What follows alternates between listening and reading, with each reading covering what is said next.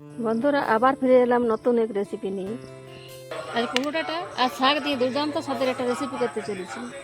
তাহলে কুমড়ো ডাঁটাগুলো আর শাকগুলো কেটে নিই। চলুন তাহলে ঝটফট কুমড়ো ডাঁটাগুলো কেটে নিই। এক এক করে অনেকগুলো কুমড়ো ডাঁটা আমরা কেটে নিয়েছি।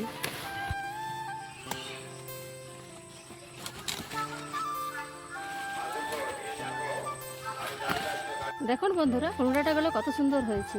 রান্না করার না আগে মনে হচ্ছে খেয়ে নেব।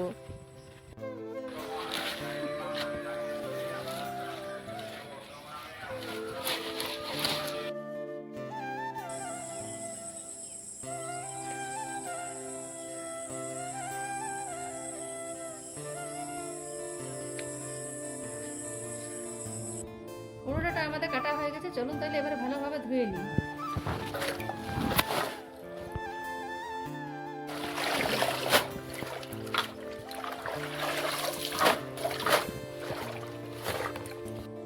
কুমড়ো ডাঁটা আমাদের ভালোভাবে ধোয়া হয়ে গেছে।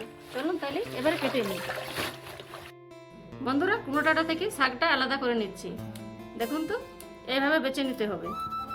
আপনারা কিন্তু এইভাবে সব কুমড়োটা থেকে শাকটা বেছে নেবেন।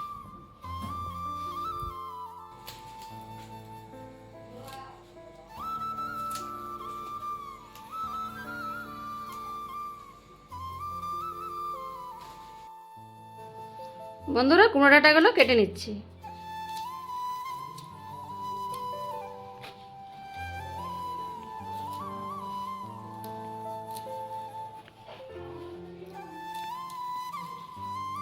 এরপর কুমড়ো ডাঁটা ছালগুলো তুলে নেব।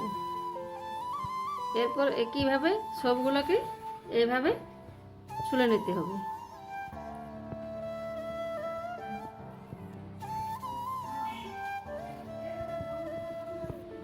বন্ধুরা, কুমড়ো ডাঁটা, আলু আর শাক আমাদের কাটা হয়ে গেছে। চলুন তাহলে রান্নাটা ঝটপট শুরু করা যাক। আর দেরি না, কড়াই গরম হয়ে গেছে, দিয়ে দিচ্ছি সরষের তেল।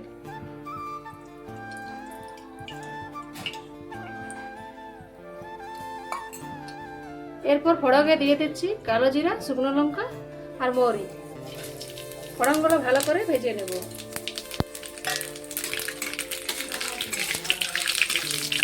তেলের মধ্যে সামান্য কিছু হলুদ গুঁড়ো দিয়ে দিচ্ছি।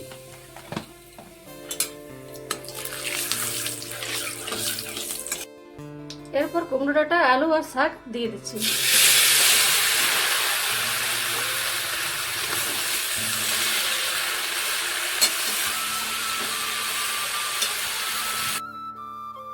সামান্য পরিমাণে লবণ নিয়ে দিচ্ছি আর 10 মিনিটের জন্য ঢাকা দিয়ে সিদ্ধ করে নেব।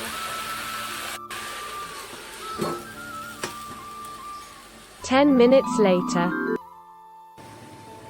এরপর ঢাকাটা খুলে দেখে নিই সিদ্ধ হলো কিনা।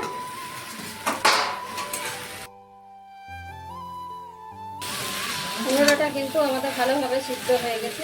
এরপর বেটে রাখা সরষেটা দিয়ে দিচ্ছি, কিন্তু আমি আগে থেকে ছেঁকে নিয়েছি যাতে চোটাগুলো না যায়।